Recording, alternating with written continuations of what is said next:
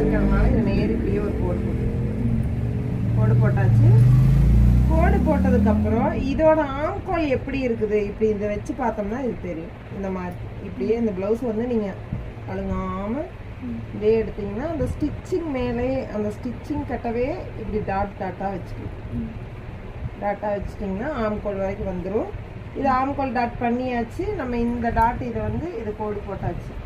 அவ்வளோதான், ப்ளவுஸை எடுத்துக்கலாம்.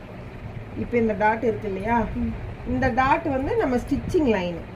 அதுக்கப்புறம் நம்ம எக்ஸ்ட்ரா ஒரு லைன் போட்டிருக்கோம் இல்லையா, அதில் இப்படியே ஒரு 1/4 இன்ச்சு ஒரு டாட் போட்டு முடிச்சுக்கலாம். முடிச்சதுக்கப்புறம் இந்த இடத்துல ஒரு கோடு போட்டுக்கலாம். ஏன்னா எக்ஸ்ட்ரா ஒரு 1/2 இன்ச்சு கோடு போட்டாச்சு. இப்போ இதை கட் பண்ண போகிறோம்.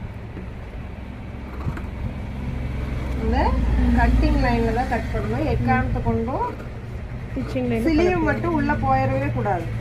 அப்புறம்